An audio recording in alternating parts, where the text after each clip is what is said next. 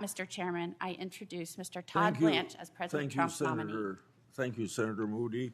Would you please stand at this point and respond to this oath?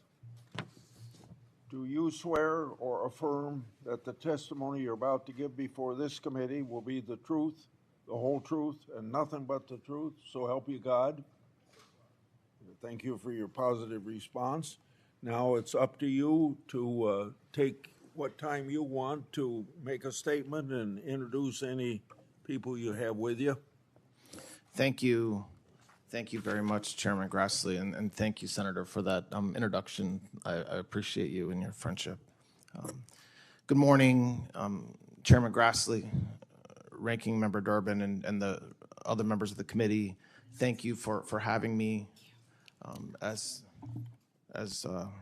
Senator Durbin said a minute ago, I would like to offer each of you my condolences for the loss of your colleague, Senator Graham. He was a patriot and a friend to so many of us. It's a loss for the American people, and I think honoring him today, and as he's been honored for the past several days, is the right thing to do.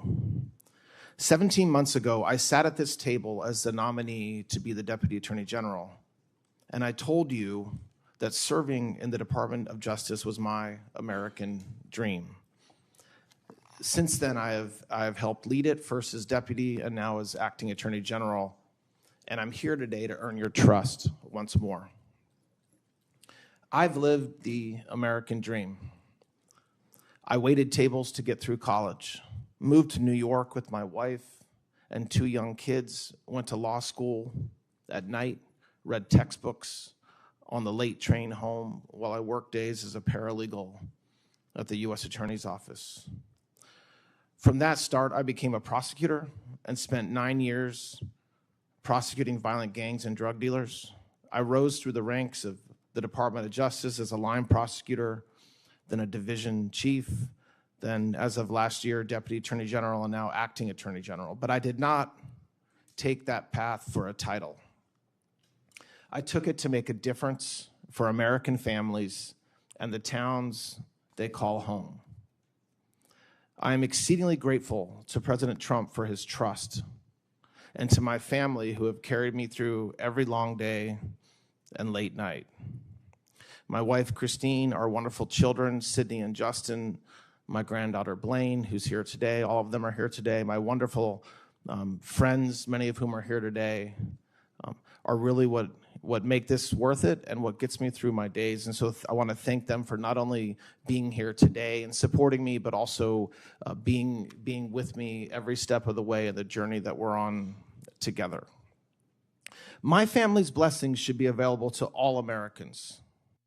When a family can send their kids to school, walk their neighborhood after dark, and build a life without fear, every promise of the American dream is within reach. When they cannot, none of it is. That's my job, securing safety for every American. I'm pleased to testify again today to tell everybody here that we are doing just that. We are keeping America safe. Since President Trump took office, it's been said a few times this morning already, but it bears repeating, murders are down roughly 20% nationwide. We have the lowest murder rate since 1900.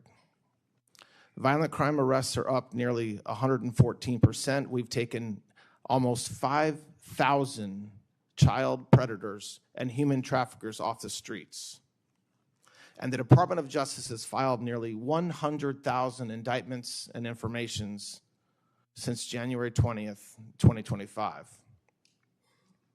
Additionally, in just the last 4 weeks, in just the last month, we've paid $96 million in claims through the Public Safety Officers Benefits Program to eligible surviving families of fallen public safety officers, even while fewer law enforcement officers were killed in the line of duty than the prior years. And obviously, these are not just numbers. Each one is a family that still has its son or daughter and an officer who came home for dinner.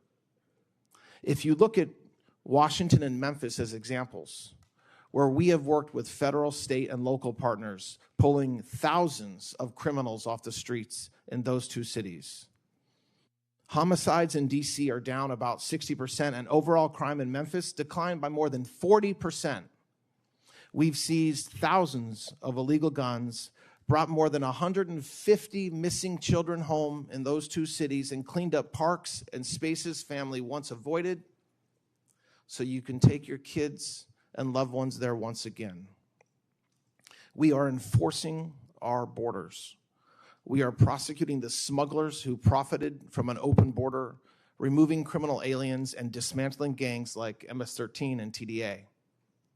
We're smashing the cartels and ending the scourge of drugs in our communities. We designated the major cartels as foreign terrorist organizations because that's exactly what they are.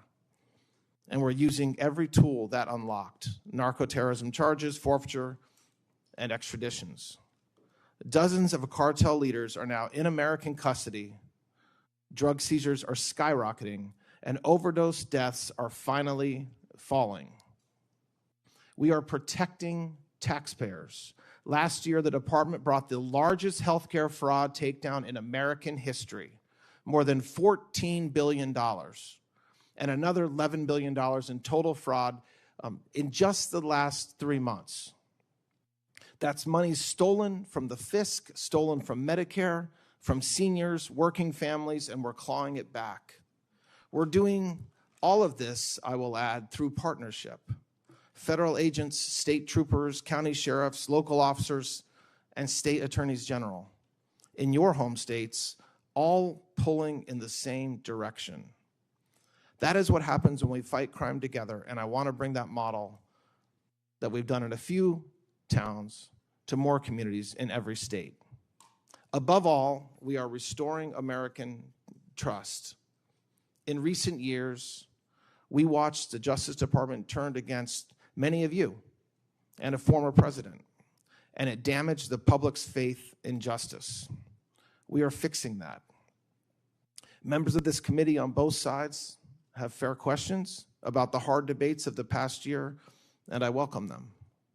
I'm proud of what we've done to help American families see safer streets and to have a fair shot at the life they're working to build.